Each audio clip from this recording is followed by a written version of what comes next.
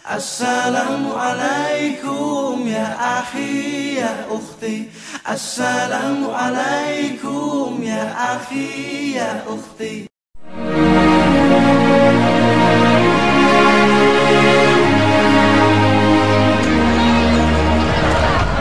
Turut berduka cita atas meninggalnya komedian Olga Syahputra.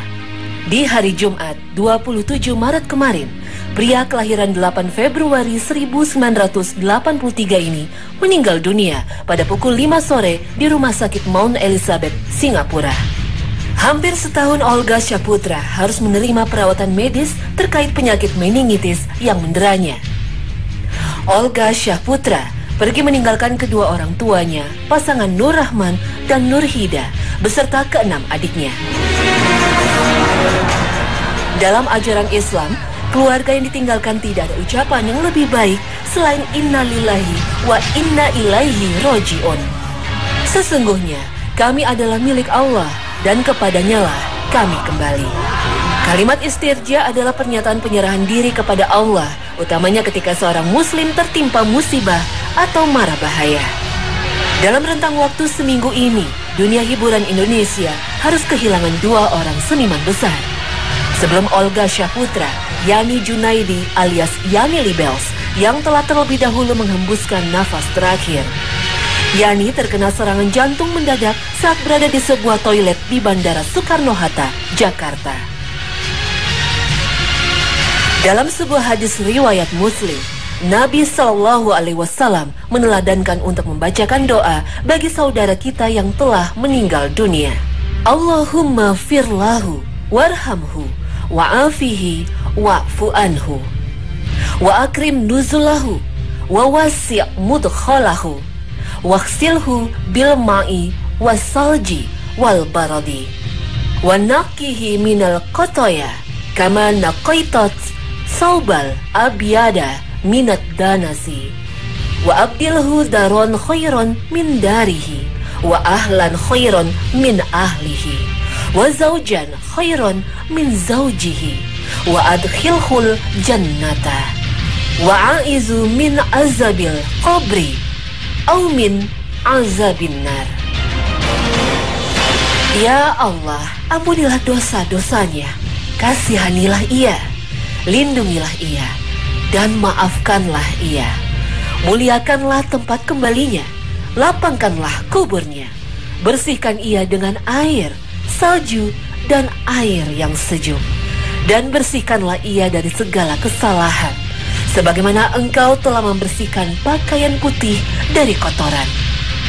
Gantilah rumahnya di dunia dengan rumah yang lebih baik di akhirat, serta gantilah keluarganya di dunia dengan keluarga yang lebih baik. Masukkanlah ia ke dalam surgamu, dan lindungilah ia dari siksa kubur dan siksa api neraka. Kepergian Olga dan Yani Libels seharusnya mengingatkan kita akan rahasia umur. Kita tak akan pernah tahu kapan malaikat maut akan menghampiri dan mengakhiri masa hidup kita di dunia. Maka Rasulullah SAW bersabda kepada seluruh umatnya agar tak menghabiskan usia secara sia-sia. Apabila engkau berada di waktu sore, janganlah menunggu untuk menunda beramal di waktu pagi. Dan jika berada di waktu pagi, janganlah menunda beramal di waktu sore. Gunakanlah masa sehatmu untuk masa sakitmu, dan kesempatan hidupmu untuk saat kematianmu. Hadis riwayat Bukhari. Pemirsa, kematian sejatinya adalah sebuah kepastian. Kematian itu tidak selalu didahului dengan sakit panjang. Kematian juga tak selalu menunggu usia lanjut. Mati itu pasti datang. Kita tak akan pernah tahu kapan, di mana, dan bagaimana keadaan kita saat menghadapinya. Apakah husnul khotimah atau su'ul khotimah? Mati dalam keadaan baik atau mati dalam keadaan buruk? Wallahu a'lam. Manusia seringkali lupa untuk mengisi waktunya dengan amalan soleh, sehingga Nabi SAW bersabda dalam hadis riwayat Bukhari, ada dua nikmat yang kebanyakan orang tertipu padanya, yaitu nikmat sehat dan senggang. Kematian, seperti halnya dengan jodoh dan rezeki, menjadi takdir yang Allah ditetapkan atas seluruh makhluk. Rasulullah SAW bersabda, Allah telah menuliskan takdir makhluk-makhluk 50.000 tahun sebelum menciptakan langit dan bumi dan arsy-Nya di atas air. Hadis riwayat Muslim. Rabbana atina fid dunya hasanah wa fil akhirati hasanah wa qina azabannar. Ya Tuhan kami, berilah kami kebaikan di dunia dan kebaikan akhirat, dan peliharalah kami dari siksa api neraka.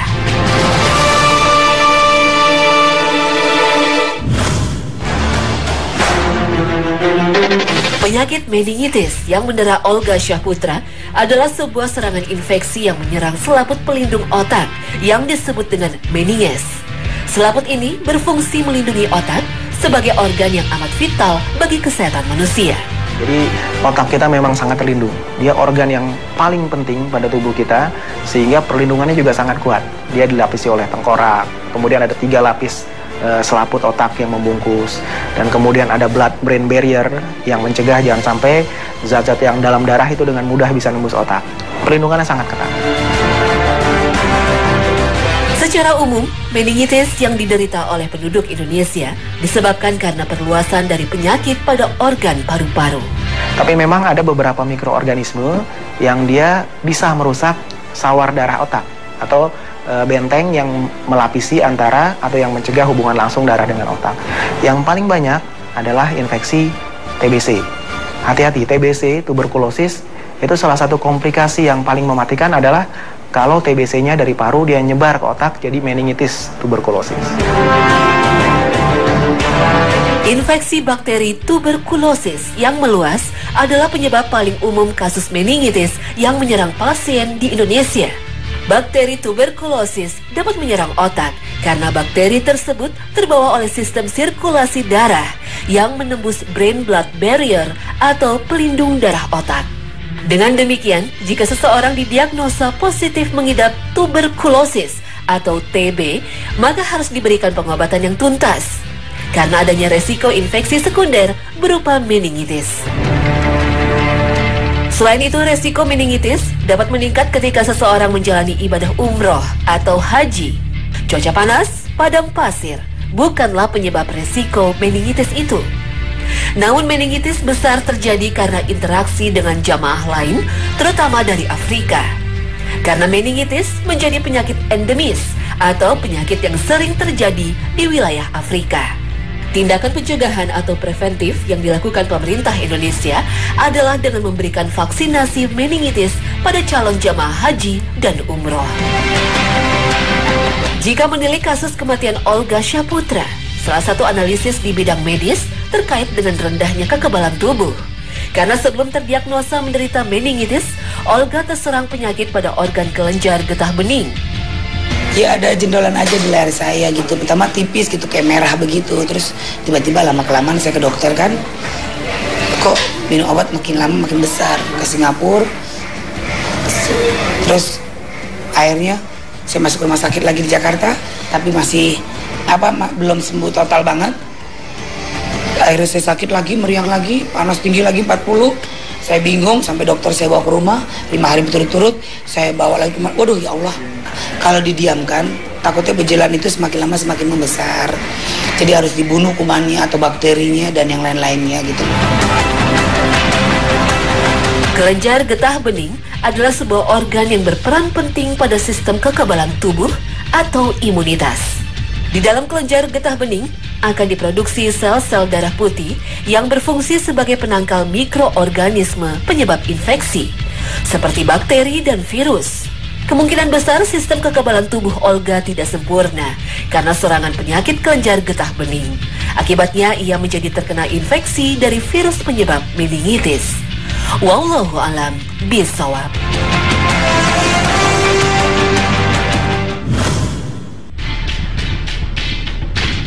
Hai orang-orang yang beriman, bertakwalah kepada Allah sebenar-benar takwa kepadanya. Dan janganlah sekali-kali kamu mati, melainkan dalam keadaan beragama Islam. Al-Quran, Surah Ali Imran, ayat 102. Dan dalam upaya kita meraih akhir hayat yang baik atau husnul khotimah tersebut, ada beberapa upaya yang bisa kita lakukan. Pertama, selalu disiplin dalam bertakwa kepada Allah. Hal ini dapat tercermin dari pengejawantahan terhadap nilai tauhid kepada Allah dalam praktek ibadah sehari-hari dalam menjaga diri dari dosa dan maksiat.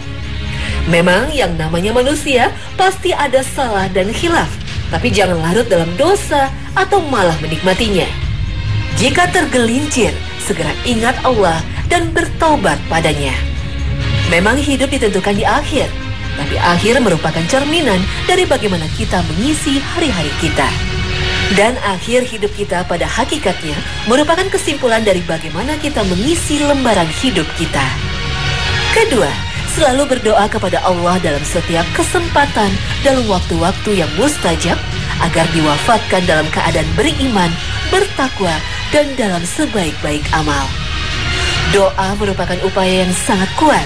Kita yakin bahwa apa yang terjadi semua dengan kehendak Allah. Oleh karena itu, mintalah pada yang maha berkehendak tersebut. Di samping ikhtiar dengan disiplin melakukan kebaikan, maka berdoa adalah salah satu penyebab yang akan menghantarkan kita pada husnul khotimah. Ketiga, berusahalah selalu menyelaraskan antara zahir dan batin kita. Dan berusaha sungguh-sungguh agar tekad dan usaha kita mengarah pada kebenaran. Karena orang yang benar-benar mempunyai niat yang lurus dan tidak putus asa dalam kebenaran, insya Allah pada akhir hayatnya akan ditunjukkan. Dan sebaliknya, orang yang berpura-pura benar, munafik hatinya, yang tidak pernah sepenuh hati dalam beriman dan berislam, maka berhati-hatilah. Bisa jadi di akhir hayat justru terjerumus dalam dosa dan maksiat. Maka demi Allah yang tiada Tuhan selainnya, sesungguhnya ada di antara kamu yang melakukan amalan penduduk surga, dan amalan itu mendekatkannya ke surga, sehingga jarak antara dia dan surga kurang 1 hasta. Namun karena takdir yang telah ditetapkan atas dirinya, lalu dia melakukan amalan penduduk neraka, sehingga dia masuk ke dalamnya. Dan sesungguhnya ada seseorang di antara kamu yang melakukan amalan penduduk neraka, dan amal itu mendekatkannya ke neraka, sehingga jarak antara dia dan neraka hanya kurang 1 hasta. Namun karena takdir yang telah ditetapkan atas dirinya, lalu dia melakukan amalan penduduk surga, sehingga dia masuk ke dalamnya. Hadis riwayat Muslim. Seorang yang beriman kepada takdir yang ditetapkan oleh Allah pastilah sangat khawatir bila mana dirinya termasuk ke dalam golongan yang disabdakan Nabi tadi, yaitu orang yang melakukan amalan ahli surga, tapi di akhir hayatnya justru berbalik arah dan hidupnya ditutup dengan amalan ahli neraka. Sungguh amat merugilah orang yang ditakdirkan demikian. Namun tentunya melalui hadis ini, Nabi juga memberikan pelajaran bagi kita agar jangan sampai amalan baik yang dilakukan hanya sekedar yang tampak pada manusia. Sedangkan bisa jadi pada dalam hati tersimpan kejahatan yang kemudian menampakkan wujudnya secara konkret pada akhir hayatnya. Hadis ini juga memberi pelajaran pada kita bahwa kita tidak pernah bisa menebak akhir hayat seseorang, apalagi melakukan klaim surga dan neraka terhadap orang-orang yang masih hidup. Karena selama seseorang masih bernyawa, maka sepanjang itulah ia punya kesempatan untuk beramal soleh, bahkan sesaat sebelum meninggalnya, dan kita jangan pernah merasa telah layak masuk surga, kemudian berleha-leha bersikap sombong, dan akhirnya justru menjerumuskan kita dalam dosa di akhir hayat kita. Yang pasti, beriman kepada takdir akan menghasilkan rasa takut yang mendalam akan nasib akhir hidup dan menumbuhkan semangat yang tinggi untuk beramal dan istiqomah dalam ketaatan demi mengharap husnul khotimah. Beriman kepada takdir bukanlah alasan untuk bersikap pesimis, bermalas-malasan, atau bahkan membenarkan perilaku dosa dan maksiat. Beriman kepada takdir justru semakin membuat seseorang berusaha keras dan berbuat amal soleh sebanyak mungkin. sekaligus menjauhi segala bentuk kemungkaran dan kemaksiatan yang berpotensi menyebabkan terjadinya su'ul khotimah atau akhir yang buruk. Dunia adalah tempat persinggahan. Oleh sebab itu, bersikaplah layaknya seorang musafir yang singgah di sebuah tempat. Bekali diri dan lanjutkan lagi perjalanan. Jangan terlena dengan berbagai godaan dan yang ada di tempat persinggahan. Sebab akan membuat kita lupa akan tujuan sebenarnya, yaitu kampung akhirat, di mana masing-masing kita akan menerima balasan dari perbuatan kita di dunia. Marilah kita menjadi musafir yang cerdas, sebagaimana sabda Rasulullah Shallallahu Alaihi Wasallam. Orang yang cerdas, orang yang mengintrospeksi diri dan bekerja untuk kehidupan setelah mati. Sedangkan orang yang lemah adalah yang mengikuti hawa nafsunya, tapi berharap macam-macam dari Allah. Hadis riwayat Tirmizi.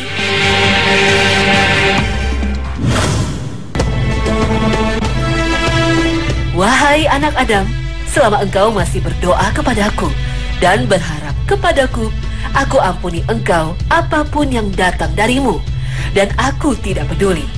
Wahai anak Adam, walaupun dosa-dosamu mencapai batas langit, kemudian engkau meminta ampun kepadaku, aku akan ampuni engkau dan aku tidak peduli. Wahai anak Adam, jika engkau mendatangiku dengan sepenuh bumi dosa dan engkau tidak menyekutukanku, maka aku akan menemuimu dengan sepenuh itu pula ampunan. Hadis riwayat Tirmizi. Jika fase umur manusia dibagi, maka sejatinya hanya ada 3 bagian saja. Masa lalu yang telah kita habiskan, masa kini yang sedang kita jalani, dan masa depan yang kita tak pernah tahu apa yang akan menimpa kita. Walaupun demikian, canggihnya kemajuan teknologi yang dicapai manusia, tetap saja masa depan merupakan misteri terbesar. Kita tak pernah tahu seberapa besar kesempatan beramal soleh yang masih kita miliki di masa depan. Dan kita juga tak pernah tahu kapan akhir umur kita di dunia, sedang di mana dan berbuat apa. Allah Ta'ala berfirman, sesungguhnya Allah hanya pada sisinya sajalah pengetahuan tentang hari kiamat, dan dialah yang menurunkan hujan dan mengetahui apa yang ada dalam rahim. Dan tiada seorang pun yang dapat mengetahui dengan pasti apa yang akan diusahakannya besok, dan tiada seorang pun yang dapat mengetahui di bumi mana dia akan mati. Sesungguhnya Allah Maha Mengetahui lagi Maha Mengenal. Al-Quran Surah Luqman ayat 34. Dan termasuk bagian dari misteri itu adalah akhir hayat kita. Bagian inilah yang menjadi paling berarti bagi kita. Penilaian kita bukan bagaimana kita memulai hidup, tapi bagaimana kita mengakhirinya. Ya, akhir yang penuh misteri inilah yang menjadi penentu kita di kehidupan selanjutnya. Apakah menjadi orang yang bahagia atau menjadi celaka? Matahari cerah yang terbit di pagi hari pada hakikatnya mengingatkan kita akan semakin dekatnya kita pada gerbang kematian.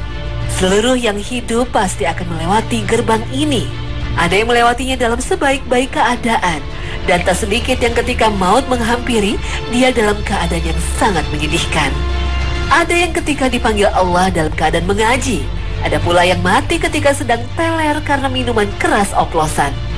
Ada yang tidur malam, kemudian paginya tak bangun lagi. Ada pula yang sedang di tengah rapat, jantungnya berhenti mendadak. Ada yang dipanggil Allah ketika sedang membantu orang tuanya. Ada pula yang dijemput malaikat tak lama setelah menghardik ayah dan ibunya. Ada yang sedang dalam tugas berdakwah di jalan Allah. Tapi ada juga yang ketika direnggut malaikat maut dalam keadaan tanpa busana dalam pangkuan wanita panggilan. Na'udzubillah. Allah Ta'ala berfirman, tiap-tiap yang berjiwa akan merasakan mati, dan sesungguhnya pada hari kiamat sajalah disempurnakan pahalamu. Barang siapa dijauhkan dari neraka dan dimasukkan ke dalam surga, maka sungguh ia telah beruntung. Kehidupan dunia itu tidak lain hanyalah kesenangan yang memperdayakan. Al-Quran Surah Ali Imran ayat 185.